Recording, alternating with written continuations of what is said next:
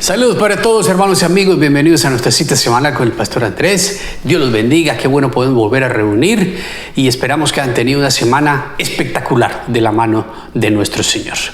Recuerde entonces que el objetivo de todo esto es que usted pueda escuchar, aprender y aplicar, y que no se quede con lo que aprenda, sino que lo pueda compartir con todas aquellas personas que lo necesitan. Recuerde seguirnos a través de las redes sociales, como sale ahí en la pantalla, para que siga todo este proceso que estamos llevando a cabo a través de la mano del Espíritu Santo y que estamos alcanzando muchas personas semana a semana, producto entonces de ese plan que Dios ha revelado a nuestras vidas. Comenzamos hoy con el capítulo 11 de Mateo. La semana pasada terminamos aquel mandato de Jesús a sus apóstoles cuando los envía por cierto tiempo a sanar, a expandir el reino y a explicar las buenas nuevas. Hoy entonces nos metemos con este capítulo 11, así que pongámonos en la presencia de Dios y pidámosle que sea Él el que toma control de nuestra mente, de nuestra alma, de nuestras emociones, y que sea solo su voz la que escuchan nuestros oídos. Abre, Padre, nuestros oídos espirituales, abre nuestros ojos y permita que podamos comprender todo lo que nos quieres enseñar. Vámonos con el capítulo 11. Jesús y Juan el Bautista. Cuando Jesús terminó de dar instrucciones a sus 12 discípulos, se fue de allí a enseñar y a predicar en otros pueblos. Aquí cuenta la historia entonces que después de que Jesús da la instrucción a los discípulos, Él no se queda de vacaciones y dice: hoy me voy a coger un tiempo libre mientras aquellos se fueron por allí, yo me voy a dar unos días de vacaciones. No, Él siguió haciendo lo que tenía que hacer, trabajando en su ministerio, sanando a las personas, enseñando la palabra, haciendo lo que tenía que hacer. Eso que nos enseña a nosotros, que nosotros también tenemos que en todo momento, no importa donde usted se encuentre, no importe en qué estado de su vida usted quiera que se pueda encontrar, siempre será oportuno enseñar la palabra o practicar lo que hemos aprendido a través de nuestro comportamiento y a través de nuestro ejemplo. Y mientras Jesús estaba en eso, ocurre esto. Dice: Juan estaba en la cárcel y al enterarse de lo que Cristo estaba haciendo, envió a sus discípulos a que le preguntaran: ¿eres tú el que ha de venir o debemos esperar a otro? Póngale mucho cuidado a esa pregunta. Ya habíamos visto antes en el capítulo 3 y 4, cuando Juan el Bautista bautiza a Jesús, y vemos que él hace su declaración y reconoce quién es él. ¿Por qué entonces en este momento, cuando está en la cárcel, le dice a sus discípulos que vayan y le pregunten si es él el verdadero Cristo, el verdadero Mesías, o que si tienen que esperar a otros? ¿Sería que perdió su fe porque estaba en la cárcel? ¿Sería que en medio de lo que estaba ocurriendo perdió de vista que Jesús era el Mesías y él ya lo había aceptado? Existen muchas interpretaciones teológicas, pero tenemos que ceñirnos a lo que dice la palabra. Lo que sí le puedo asegurar es que Juan el Bautista no lo hizo por él, lo hizo por sus discípulos. ¿Para qué? Para que ellos corroboraran que Jesús era el Mesías, que Jesús era el Cristo y que Él era el que estaban esperando y que no tenían que esperar a nadie más sino aprender de Él y apropiarse de lo que Él les estaba enseñando. Muchas veces a nosotros nos pasa lo mismo. Ya hemos reconocido, ya hemos escuchado, ya hemos aprendido, incluso hemos aplicado, hemos llevado a la práctica, y de pronto la vida nos lleva a una de esas que no es tan fácil y terminamos por dudar lo que ya habíamos creído. No permite que eso le pase, no permita que Satanás le ponga esa trampa donde usted llega inclusive a dudar de su propia fe y hace que en su interior usted sienta una angustia y sienta un vacío y sienta un dolor de llegar a pensar: ¿será que esto sí es lo que alguna vez yo había creído que era? Por supuesto que lo es. No se desanime. Al contrario, amárrese firme en donde está y pide al Espíritu de Dios que le revele lo que usted necesita saber para poder seguir anclado a Él, en la piedra que es Él, y poder seguir caminando de su mano y dirigiéndonos a donde nos tenemos que dirigir. Pero miramos entonces la respuesta que Jesús le da a los discípulos de Juan el Bautista. Le respondió Jesús: vayan y cuéntenle a Juan lo que están viendo y oyendo. Los ciegos ven, los cojos andan, los que tienen lepra son sanados, los sordos oyen, los muertos resucitan, y a los pobres se les anuncian las buenas nuevas. Dichoso el que no tropieza por causa mía. Jesús, por supuesto, su respuesta es totalmente afirmativa y dice: vaya, cuéntenle, no solamente a él, sino que ustedes mismos vayan y cuéntenle a los demás que los cojos andan, que los muertos resucitan, que los enfermos de lepra son limpios y que el reino de los cielos está disponible para todas las personas si lo quieren aceptar a través del arrepentimiento de su corazón, que los llevará a poder encontrar esa luz que han estado buscando por tanto tiempo. Mientras se iban los discípulos de Juan, Jesús comenzó a hablarle a la multitud acerca de Juan. ¿Qué significa eso? Que cuando él responde la pregunta, había otras personas diferentes a los discípulos de Juan. Lógicamente, recuerde, no pierde de vista que es Jesús el que está hablando, el que está enseñando, y que a él no lo dejaban en paz. Él siempre tenía una multitud de gente siguiéndolo. ¿Por qué? Porque la gente tenía hambre, no solamente física hambre, sino hambre espiritual de poder aprender y poder escuchar ese nuevo mensaje que él estaba dando a todas las personas para poder desatar el poder sobrenatural de Dios y poder limpiarlos de sus enfermedades, poder desatar sus cadenas, poder abrir su mente, poder abrir su corazón y poder llenarle su vida de la total abundancia de la gracia del Padre que está en el cielo. Entonces él siguió. Fíjense, Jesús siempre estaba trabajando. Siempre, en todo momento que tenía la oportunidad, estaba predicando, estaba enseñando la palabra. Y los que estaban ahí, fíjense lo que él le pregunta a ellos. ¿Qué salieron a ver al desierto? ¿Una caña sacudida por el viento? Sino, ¿qué salieron a ver? ¿A un hombre vestido con ropa fina? Claro que no, pues los que usan ropa de lujo están en los palacios de los reyes. Entonces, ¿qué salieron a ver? ¿A un profeta? Sí, les digo, y más que un profeta. Este es de quien está escrito: yo estoy por enviar a mi mensajero delante de ti, el cual preparará el camino. Hagamos una pausa ahí para ir explicando lo que está pasando aquí. Jesús entonces le pregunta a la gente: ¿qué fue lo que usted salió a ver al desierto? Porque recuerde que cuando Juan el Bautista comienza el ministerio, antes de que Jesús comenzara el de él, ya había estado profetizado, y por eso él hace referencia a esa profecía donde dice: ya estoy por enviar el que preparará el camino antes de ti. Y eso fue lo que hizo Juan el Bautista: comenzar a predicar que el reino de los cielos estaba cerca, que se arrepintieran porque ya venía.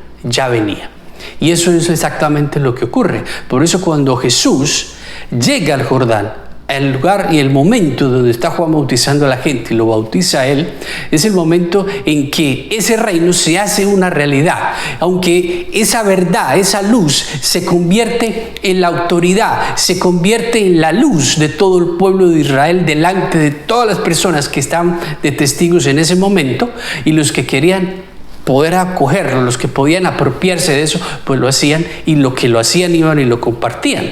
Y ese método sigue siendo totalmente viable para hoy.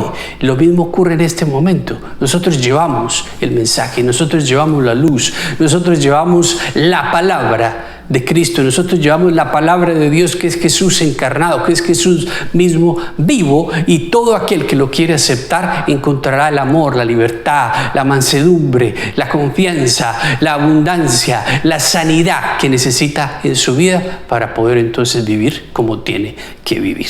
Y Jesús les dice: ¿qué salió a ver entonces? ¿Una caña sacudida por el viento? O sea, cualquier tontería saliste a ver, o fuiste a ver a un profeta. Y le dice: sí, eso es lo que usted va a ver. Y sigamos en el texto para que veamos cómo más se refiere Jesús acerca de Juan. Número 11. Les aseguro que entre los mortales no se ha levantado nadie más grande que Juan el Bautista. Vamos a darlo ahí. No se ha levantado más grande que Juan el Bautista. Fíjense el valor que Jesús le da a la vida de Juan el Bautista. Dice que ha sido el más grande de los mortales que ha llegado a existir. ¿Por qué? Porque él había sido preparado para esa tarea humilde y hermosa de preparar el camino del Mesías, del Cristo, del que habría de venir a liberarnos y salvarnos y a darnos la vida a todos nosotros. Y por eso continúa y dice: sin embargo, el más pequeño en el reino de los cielos es más grande que él. ¿Qué significa eso? Que Juan, dentro de toda la armonía de conceptos que los reunían para que Jesús le dijera que era el más grande de los mortales, no era perfecto. Y no llegaba a ser más grande que el más pequeño del reino de los cielos. Porque en medio de nuestra humanidad a veces queremos pensar o queremos pretender que somos más que otras personas, que sabemos más que otras personas, que tenemos mucho más poder que otras personas, y eso no es así. Nunca pierde de vista la humildad que Jesús está enseñando en este momento y nos está enseñando a nosotros hoy. Que está diciendo es: un momentico, no cometa el error de pensar que usted es más grande que Juan el Bautista, y mucho menos de pensar o llegarse a creer que usted es más grande que cualquiera de los más pequeños en el reino de los cielos, porque aquel que ya habita en el reino de los cielos, nadie puede ser más grande que él. Por eso nosotros tenemos que aplicar a nuestra vida todos los días esa dosis de humildad, de armonía, esa dosis de realidad, donde podemos examinar nuestra vida y darnos cuenta de nuestras limitaciones, pero también de nuestras fortalezas, que hacen parte que el Espíritu Santo pueda vivir dentro de nuestra vida y podamos ser verdaderos instrumentos de Dios en sus manos. Pero no somos instrumentos de Dios en sus manos para creernos más que las personas o para adquirir cierto poder que determine nuestra vida para poder ir y aplacar a otra persona o hacerla sentir inferior. Al contrario, lo que Dios nos da, nosotros lo damos también por gracia, lo damos gratis. Y toda esa gracia, todo ese amor, todo ese perdón, nosotros lo aplicamos a los demás. ¿Y cómo lo aplicamos? Con la mansedumbre de Jesús y con esa humildad que caracterizaba la humanidad de Jesús, que siendo Dios siempre tenía sus oídos abiertos, sus ojos abiertos y su voluntad disponible para satisfacer las necesidades de todas las personas que se acercaban a él. Número 12. Desde los días de Juan el Bautista hasta ahora, el reino de los cielos ha venido avanzando contra viento y marea, y los que se esfuerzan logran aferrarse a él. ¿Qué dice eso? Que ya el reino estaba destruido, que ya la salvación estaba disponible, y que aunque experimentaba muchas oposiciones, el que querría aferrarse a él, nada ni nadie se lo podía quitar.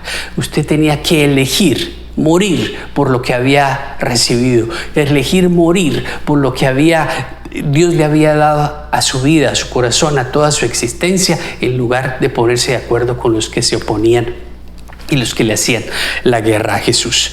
Y por eso dice que se esfuerzan en aferrarse a él. Recuerde, esa constante batalla entre el reino de la luz y el reino de las tinieblas. La luz queriendo expandir las tinieblas y las tinieblas queriendo expandir la luz.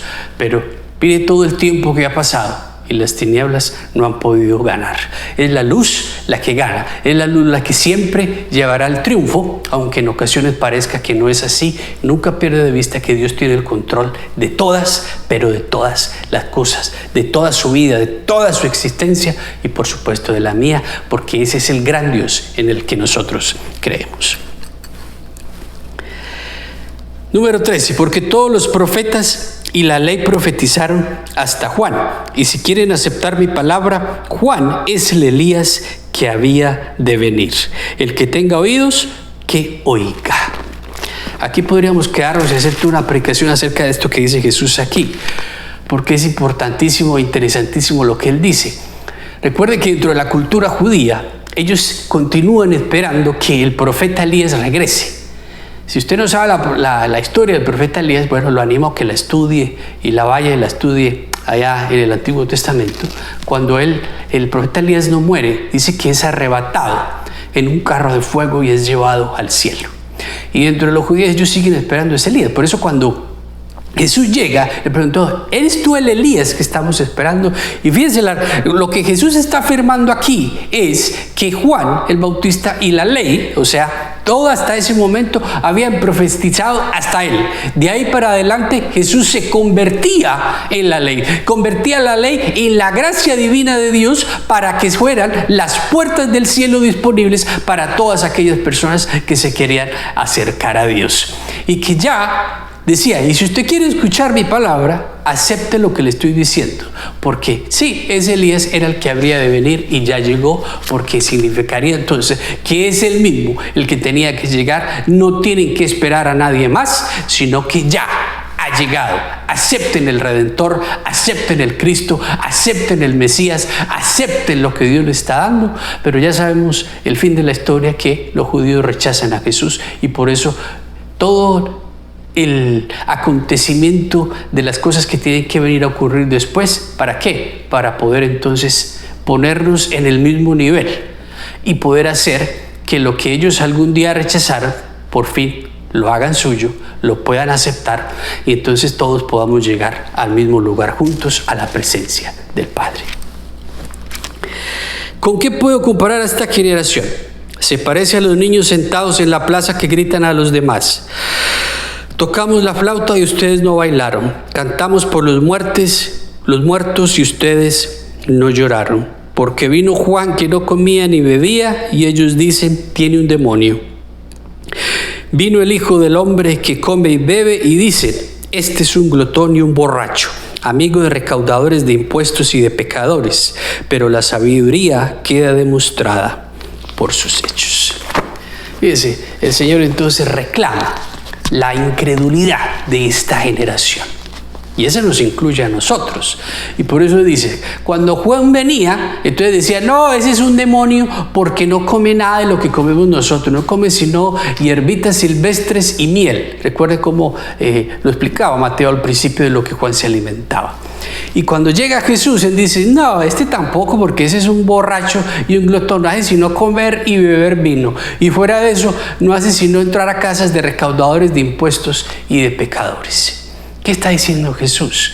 Que quitemos de nuestra vida, que quitamos de nuestros ojos ese legalismo y ese dedo acusador que parece darnos un poder que no existe, pero que nosotros mismos nos lo otorgamos para poder entonces criticar, juzgar, hablar mal, aniquilar y matar al hermano con nuestra boca, cuando nosotros quizás somos más pecadores que ellos mismos. Recuerde la humildad que Jesús nos habla, y quitarnos ese faz de jueces, de estar señalando, de estar juzgando, que lo único que hace es alterar nuestra realidad y no nos permite ver lo que verdaderamente tenemos que ver. Por eso todas esas personas que tenían esas características de juzgar no podían ver la realidad de la luz que era Jesús.